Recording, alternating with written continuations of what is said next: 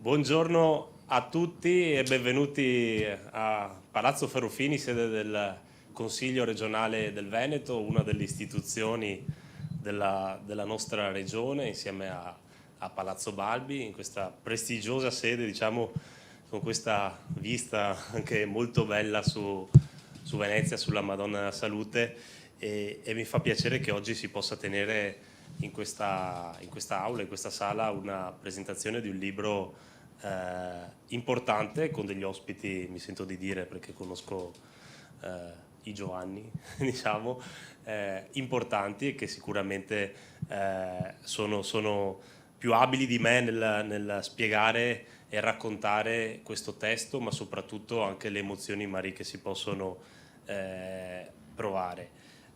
Io penso che, insomma, mettere assieme due mondi che possono essere diversi, la cura e la poesia, letti naturalmente con un occhio particolare, sia qualcosa di unico, sia qualcosa di importante, ma come dicevo all'inizio, qualcosa di veramente unico nel suo genere, che secondo me può darci un taglio anche interessante e di comprensione di tante dinamiche che poi al giorno d'oggi ci colpiscono. Mi diceva che Giovanni Leoni, che il libro si legge anche in poco tempo, in 2 viaggi in treno si riesce a leggere, quindi è anche piacevole magari da leggere, lo possiamo usare come consiglio di lettura per l'estate, per chi va in vacanza sotto l'ombrellone o in montagna, di provare a leggerlo in poco tempo e magari anche avere qualche sentimento e qualche emozione positiva rispetto a quello che si può leggere, anche a riscoprire alcune cose,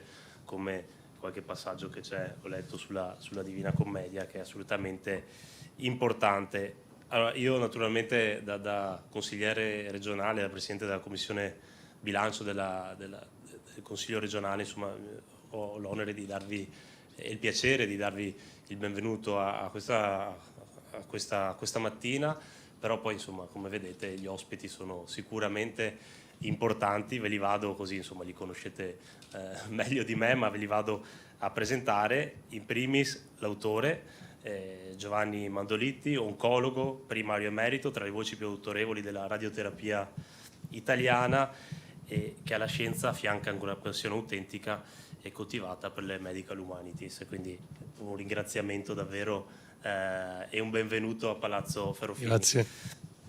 E poi il dottor Giovanni Leoni, insomma, ci conosciamo già da qualche tempo, anche perché, insomma, ho avuto modo di collaborare. Io prima ero assessore in comune a Venezia e devo dire che la collaborazione, soprattutto nel periodo anche del Covid, mi sento di dire che l'abbiamo dimenticato fortunatamente, ma è stato un periodo davvero duro che assieme alle istituzioni politiche, amministrative, mediche, sanitarie, è stato fatto un grande lavoro e ricordo con piacere il grande impegno che Giovanni, in qualità di rappresentante della sua istituzione, insomma, ha fatto insieme al Comune di Venezia. Appunto, Giovanni Leoni oggi è vicepresidente della Federazione Nazionale dell'Ordine dei Medici, Chirurghi e degli Odontoiatri e presidente dell'Ordine dei Medici di Venezia. E quindi insieme dialogheranno su questo libro con qualche spunto interessante e qualche magari anche riflessione che può aiutarci a comprendere meglio, come dicevo, qualche aspetto personale, ma anche qualche aspetto di quello che potrà essere. Quindi io, ricordando naturalmente anche ai presenti che siamo in diretta sui canali social del Consiglio regionale del Veneto e sul canale YouTube, quindi si potrà rivedere questa presentazione, ma anche chi magari è da casa salutiamo e ringraziamo per essere presenti. E quindi, nel darvi di nuovo il benvenuto e ringraziarvi per questa opportunità, lascio naturalmente all'autore e all'ospite, ai 2 Giovanni, mi permetto di dire, questa mezz'oretta, questi 40 minuti di presentazione del libro Quando la poesia cura. Bocca al lupo e buona giornata.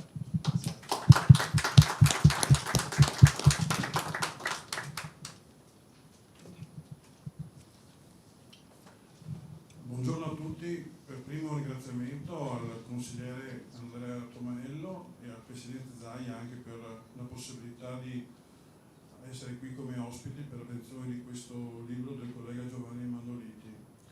Permettetemi di ringraziare anche Andrea Tomaello in qualità di ex vice sindaco, diciamo, del Comune di Venezia, e lo ricordo perché il Comune di Venezia ci ha dato gratuitamente all'ordine l'utilizzo del vaporetto per quanto riguarda che è un impegno finanziario non trascurabile per la pubblicità a favore dei vaccini durante il periodo Covid. Questa è stata la collaborazione che mi ricordo in maniera più importante, diciamo, proprio dal punto di vista anche dell'immagine unica nel suo genere, come tutto quello che viene a Venezia per quanto riguarda poi il risalto dell'importanza quella volta lì della campagna vaccinale. Per quanto riguarda l'occasione di oggi, io devo ringraziare molto il mio omonimo Giovanni Mandoliti, perché probabilmente ha sviluppato nella sua carriera una particolare sensibilità dovuta anche alla base culturale, per quanto alla letteratura, tutto quello che è poi la passione che ognuno di noi ha, non solo per la medicina, ma anche per l'arte e la poesia in senso lato, e in particolare commentavamo anche la sua passione specifica per il poeta Dante, per il sommo, diciamo, poeta della nostra letteratura italiana, che tutti noi abbiamo incontrato alla fine, forse in un periodo anche verde della nostra vita, e magari in cui non riuscivamo ad apprezzare a fondo tutto quello che aveva all'interno un testo, diciamo, super classico come la Divina Commedia. Nello specifico il libro di Mandoliti parla del dolore, una manifestazione che è caratteristica, insomma, della natura umana, che può essere fisico ma può anche essere psichico, può essere anche una sofferenza dell'anima. Nel testo di Dante c'è una sofferenza fisica, diciamo, perché ovviamente il sommo ha dedicato l'inferno ai suoi nemici, insomma, e ha dedicato anche alla cultura medica quella parte di desiderio di punizione per tutti coloro che l'hanno trattato male nella loro vita, e che lui ha consacrato per l'eternità col suo testo, diciamo, a una punizione nei secoli, perché tutti quanti noi dopo rileggiamo i suoi testi e ritroviamo, diciamo, tutte quelle considerazioni che lui ha voluto fare, lasciando dei posteri con, secondo me, una enorme consapevolezza e lungimiranza. Nello specifico il dolore che Mandoliti ha trovato nella sua vita professionale sistematicamente, ha incontrato come tutti noi medici, e come anche noi persone normali, insomma, tutti quanti noi proviamo il dolore e una sofferenza. Il dolore fisico che rientra anche in maniera potente nell'attualità attuale, tutto quanto il contesto del fine vita, che a cicli rientra in quello che è la dinamica culturale di ognuno di noi. E lo specifico, secondo me, è che un uomo sano desidera molte cose, ma un uomo malato desidera una sola cosa, cioè guarire. E noi, quando abbiamo un dolore anche lieve, cerchiamo di sperare che sparisca da solo, poi sistematicamente, soprattutto i medici, diciamo, coloro che sanno già come eliminarlo, come trattarlo. Facciamo riflessioni invece in coloro che questa possibilità non ce l'hanno, cioè hanno un dolore di tipo evolutivo, costante, incessante, sempre più difficilmente trattabile. E quello, diciamo, rientra nella nostra attualità di quello che noi possiamo fare per l'evoluzione, diciamo, dell'assistenza. Io ho fatto poche settimane fa un congresso dedicato totalmente al fine vita come Ordine dei Medici di Venezia. Nello specifico il libro di Mandoliti però dà una luce poetica, utilizza la poesia del dolore, la possiamo definire così, che è una analisi di tutti quanti i passaggi in cui alla fine Dante utilizza il dolore come punizione nei vari capitoli della Divina Commedia.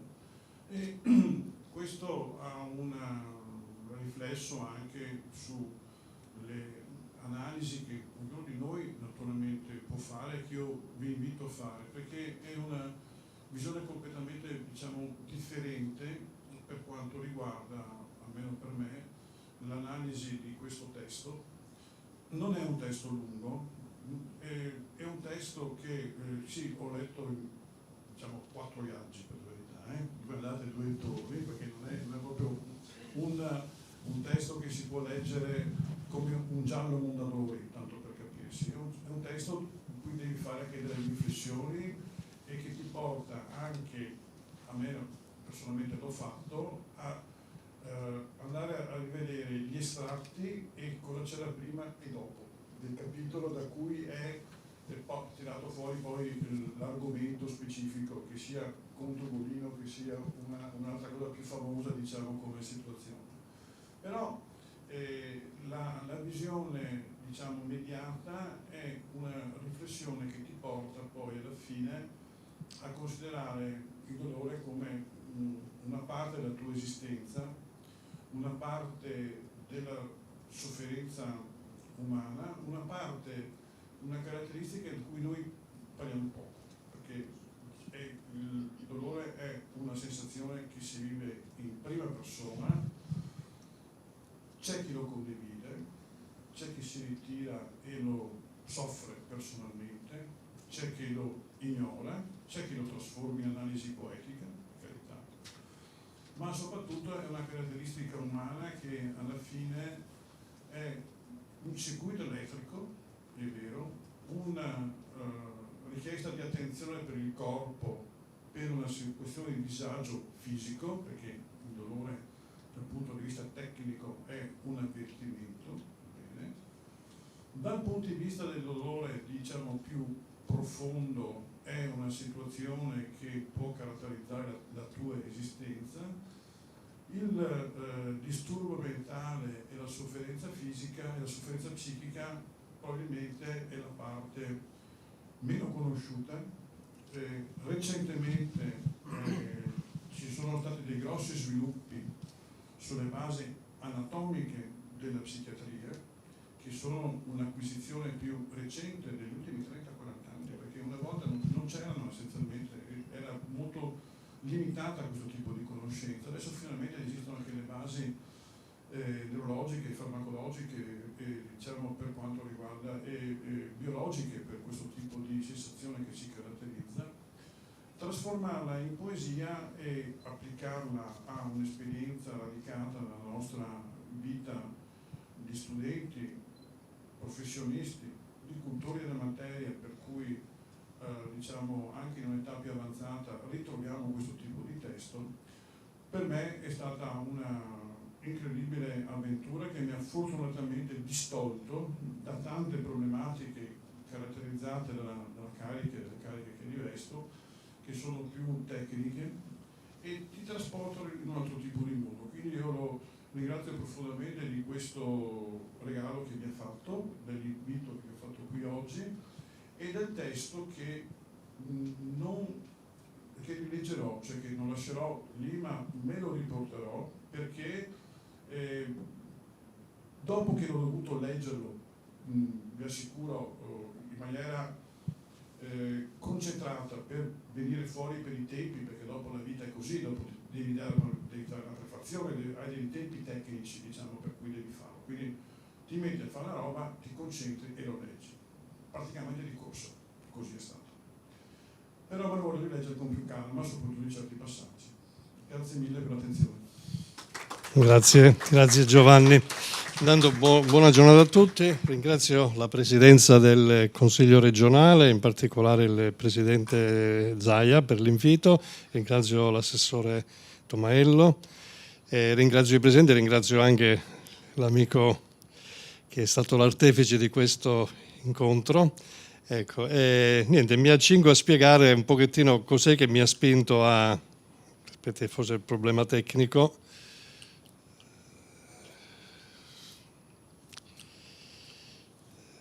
mi date, eccola, sì, perfetto, ecco qua, ecco, perché?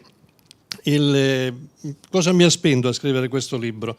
Essenzialmente l'idea di scrivere questo libro, la fascinazione per la Divina Commedia, Giovanni ne ha parlato, ho una passione che porto da studente liceale grazie ad una professoressa che mi ha fatto amare Dante Alighieri. L'esperienza maturata nella pratica clinica quotidiana, ma soprattutto l'interesse per il linguaggio del dolore, ecco, perché fra le altre cose faccio parte della commissione dell'Ordine dei Medici di Padova delle cure palliative e delle cure del fine vita, quindi il dolore ha attraversato tutta la mia, diciamo, carriera di medico. Però l'intuizione decisiva è venuta dalla lettura nel 2023 di un articolo di alcuni colleghi di Oxford che appunto avevano notato in questo articolo l'affinità tra il linguaggio del questionario del dolore che noi somministriamo ai nostri pazienti e l'universo espressivo delle terzine dell'inferno dantesco. Noi oncologi, ovviamente, per valutare il dolore dei nostri pazienti, che è qualcosa di estremamente soggettivo e quindi non diverso da un paziente all'altro, cerchiamo, per renderlo evidente e quindi modulare le terapie, cerchiamo di fare cosa? Di qualificarlo e quantificarlo, e utilizziamo questi test, il McGill Pain Questionnaire nella fattispecie, quindi il dolore che viene indagato attraverso 78 descrittori che hanno 3 dimensioni, quella sensoriale, quella affettiva e quella valutativa, e in varie sottoclassi. Per esempio, ne tiro qualcuno: tremolante, vibrante, pulsante, che punge come uno spillo, eccetera eccetera. Poi alla fine noi, dopo questa somministrazione, riusciamo a valutare il dolore.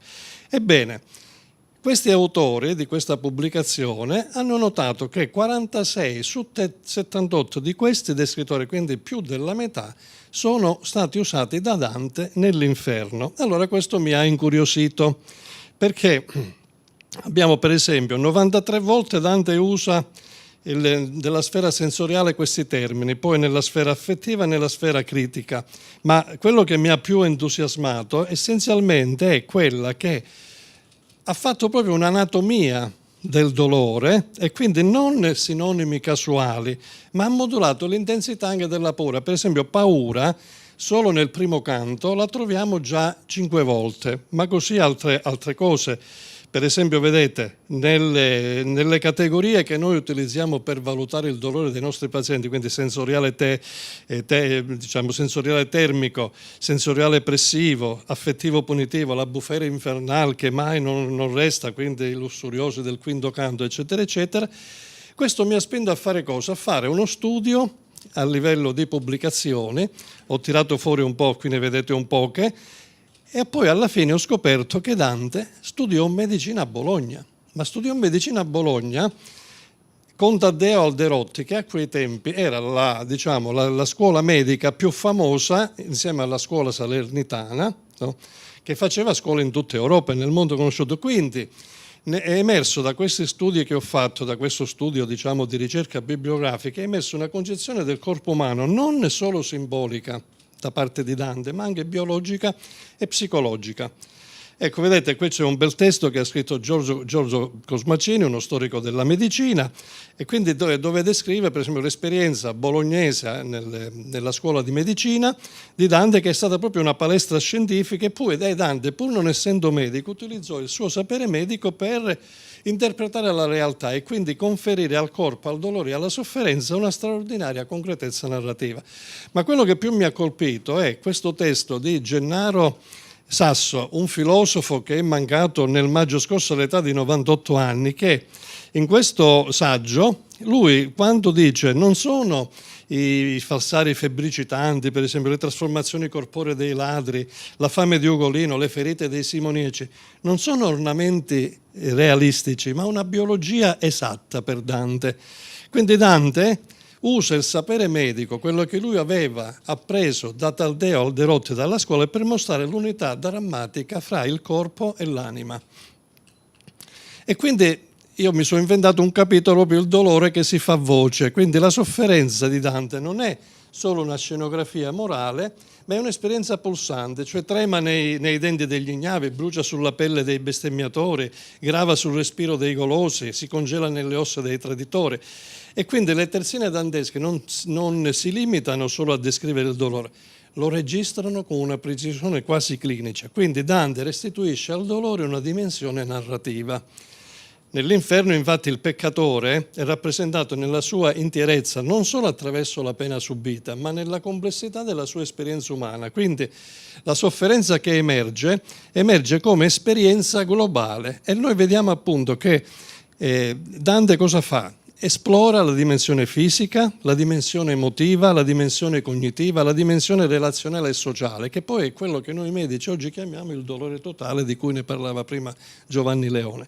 Ma andiamo nel dettaglio. Per esempio, nella dimensione fisica, quando nel 28° canto che Dante dedica ai seminatori di discordia, dove il corpo viene lacerato, diventa rappresentazione del dolore somatico puro. Quindi io vi di certo è ancor più che il vegea, eccetera, eccetera. Quindi qui proprio c'è la dimensione fisica del dolore, ma poi c'è la dimensione emotiva. Il conte Ugolino, nel 33° canto, attraverso la sua figura, dove il dolore psicologico si manifesta mediante disperazione, impotenza e angoscia paterna. E quindi qui si aggiunge la sofferenza psicologica, quindi non solo il dolore fisico.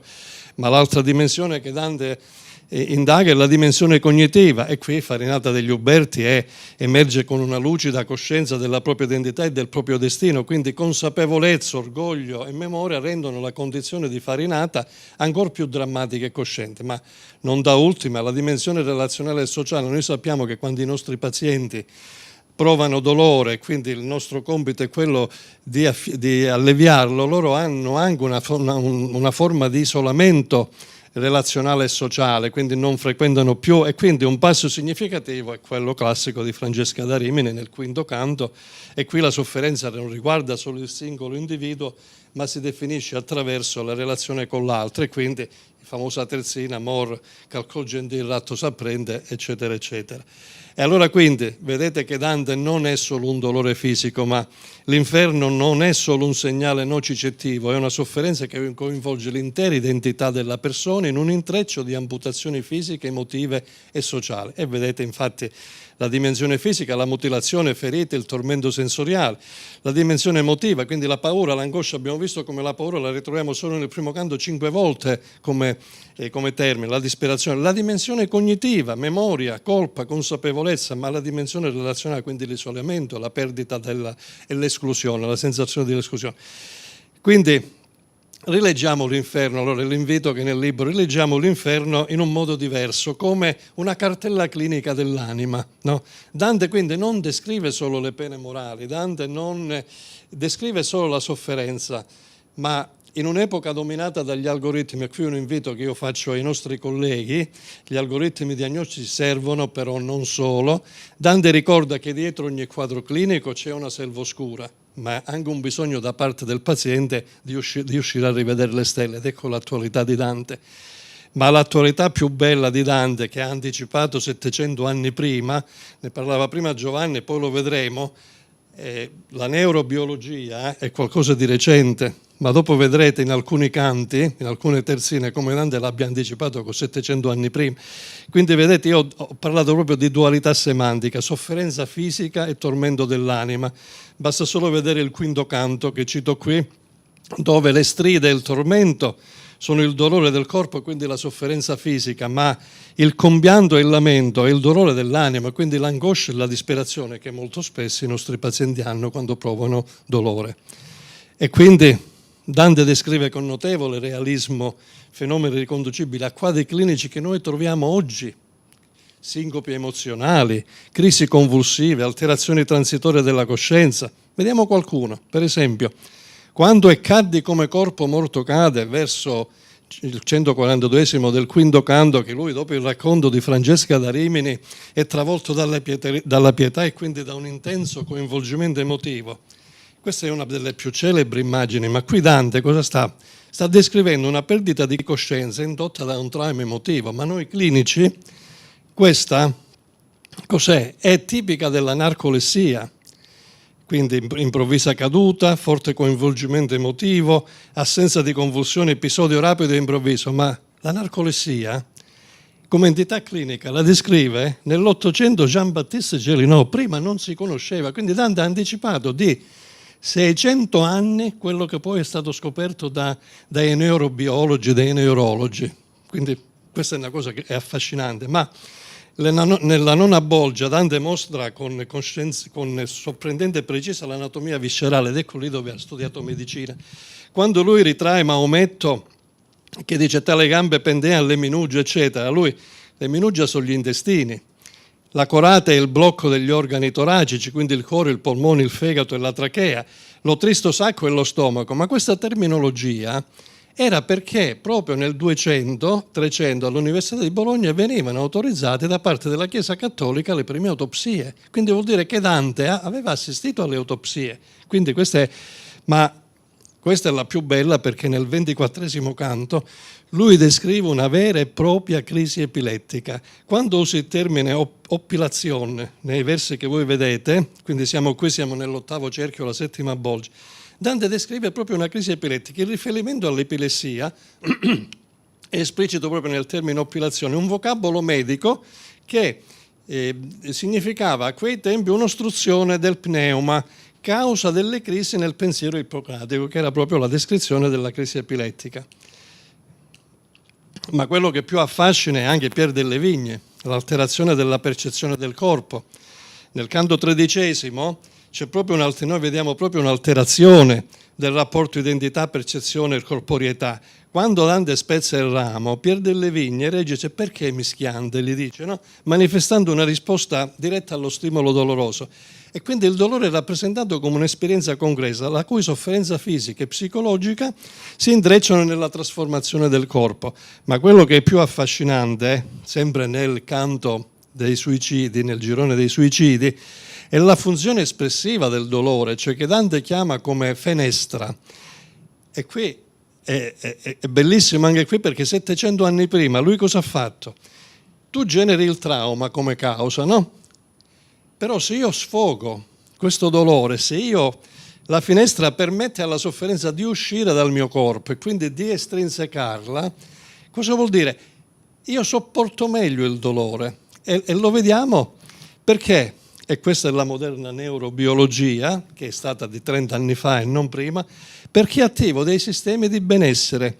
Le moderne neuroscienze cosa dicono? Confermano che la finestra dantesca ha delle evidenze biologiche, la manifestazione delle emozioni, il pianto per esempio, l'espressione del vissuto, il lamentarsi, quando i nostri pazienti lamentano il dolore, favoriscono che cosa? Il rilascio di mediatori neurobiologici, tra cui endorfine e ossitocina, che riducono la percezione del dolore. Ma questo noi l'abbiamo scoperto 30-40 anni fa.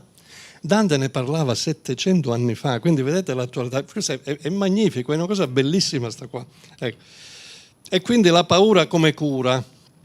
Parlare e lagrimare, vedrai insieme, no? Dalla poesia alle neuroscienze, quindi dare un nome al dolore ne riduce l'impatto emotivo. La verbalizzazione favorisce l'elaborazione del trauma, che è quello che noi cerchiamo di fare quotidianamente con i nostri pazienti. Ma quello qui, adesso concludo per poi dare modo, ma quello che più mi ha affascinato è che quando nel primo canto Dante diventa paziente, perché Dante nel primo canto ha una vera e propria crisi di panico, perché lui ha una perdita di orientamento, paura e conflitto interiore, svalutazione del sé. E vedete, la Selva Oscura, io l'ho chiamato questo capitolo come referto diagnostico. Lui è disorientato, quindi la dritta via era smarrita, c'ha un'ostilità ambientale, sta selva selvaggia è aspra e forte, c'ha l'angoscia e l'ansia, nel pensiero rinnova la paura, quindi c'ha proprio questa crisi di panico.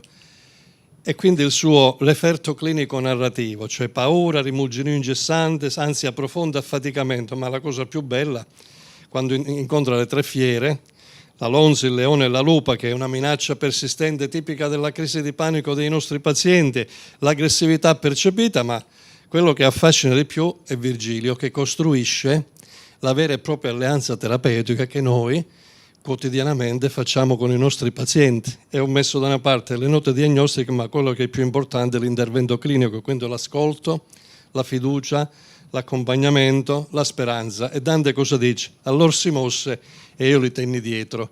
E qui vi ringrazio per l'attenzione.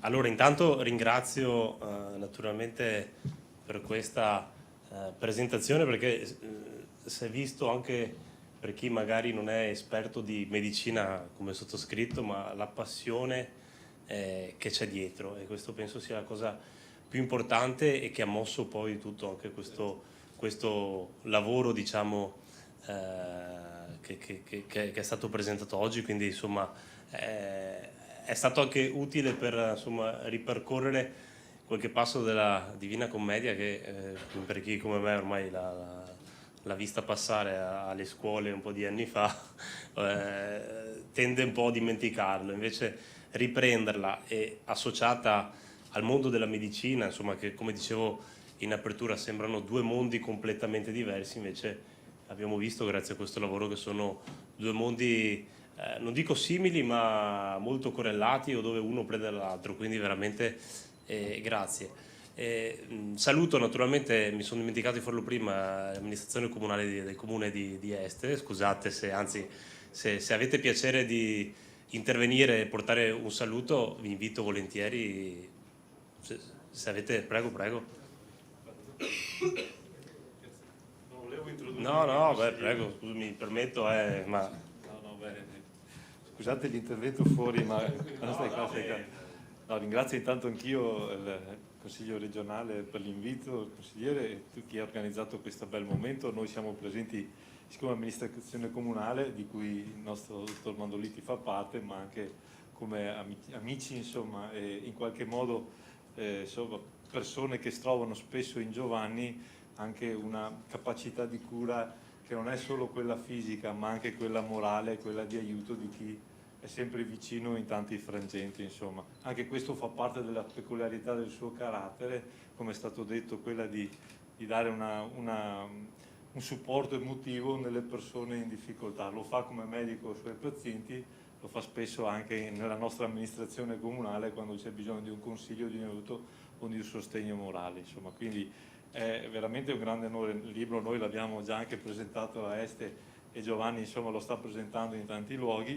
Non vi nascondo che essere qui credo che sia per lui, per noi sicuramente, ma anche per lui e per tutti quanti un'emozione molto particolare, perché insomma questo è un luogo che non lascia certo indifferenti, e quindi insomma il libro, per chi ha avuto modo di leggere, è molto molto interessante, molto bello, e come diceva il consigliere mette in correlazione i due mondi che sono come dire, non distanti, paralleli, ma che riescono insomma a trovare una sinergia importante. Il libro è bello, bisogna leggerlo, bisogna saperlo apprezzare, bisogna anche saperlo rileggere, e soprattutto io credo manda un messaggio molto grande, che è quello della diffusione e dell'aiuto reciproco anche nei momenti nel dolore. Il fattore comune nel dolore diventa forse un elemento anche una strada per poterlo sostenere in modo migliore, e quindi anche c'è un senso anche di comunità nascosto in questo libro, nascosto nelle parole di Dante e nascosto nelle parole del professor Mandoliti, che insomma sono importanti. Quindi grazie ancora, scusate l'intrusione, ma mi ha invitato il consigliere e lo ringrazio anche perché insomma, come anche ex assessore del comune di Venezia, insomma, sa bene quanto nell'amministrazione comunale ci sia bisogno di a volte sia proprio un essere assieme e curare, non dico le malattie e i problemi della comunità, ma insomma in qualche modo bisogna far fronte comune. E grazie per l'invito e grazie per tutto quanto. Grazie davvero. Dottori, abbiamo quasi terminato il tempo, non so se c'era qualcuno che voleva intervenire o se il dottore voleva aggiungere qualcos'altro sul libro.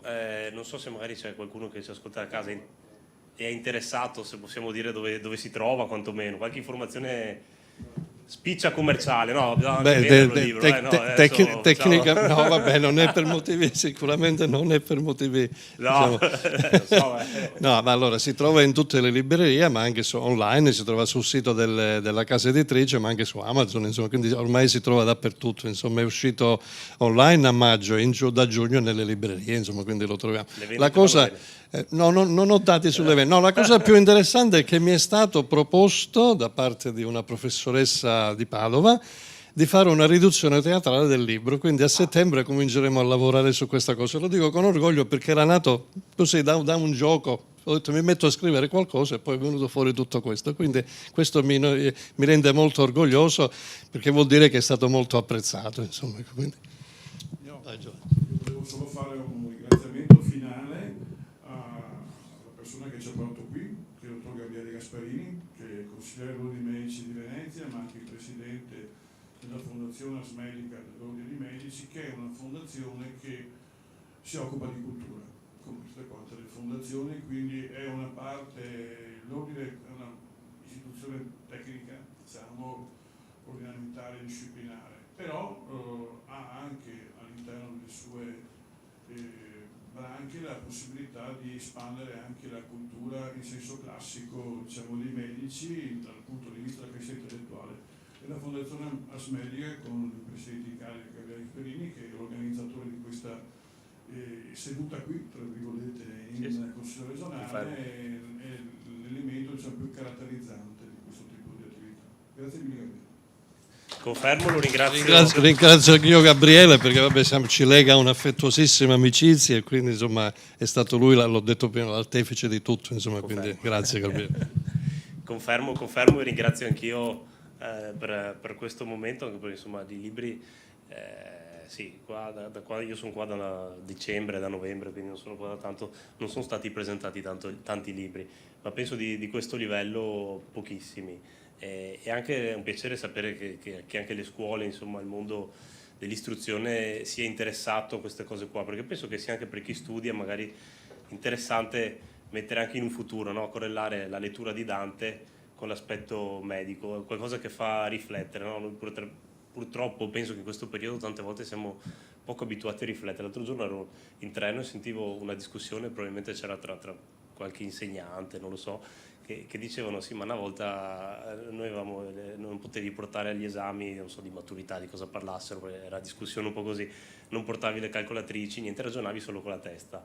Adesso non so se si possano portare, però adesso loro si lamentavano, cioè non solo c'è la calcolatrice sul cellulare, ma ormai con l'intelligenza artificiale praticamente fanno completamente i testi, fanno praticamente tutto. Quindi siamo poco portati probabilmente a ragionare con la nostra testa. Questo fa ragionare e fa anche probabilmente riflettere, perché mettere assieme le due cose, come abbiamo visto dalle slide di presentazione, è qualcosa che sicuramente può aiutare. Quindi io ringrazio nuovamente chi naturalmente ha promosso, come è stato detto, e soprattutto voi per averci dedicato questi 40 minuti di approfondimento, ma soprattutto di attenzione su un tema, mi sento di dire anche così centrale, visto che insomma anche a livello politico, diciamo, è un tema, sono dei temi centrali, la cura, la presa della persona, l'aiuto, l'ascolto, come è stato detto, quindi sono sicuramente cose che fanno bene e che insomma fanno anche soprattutto riflettere.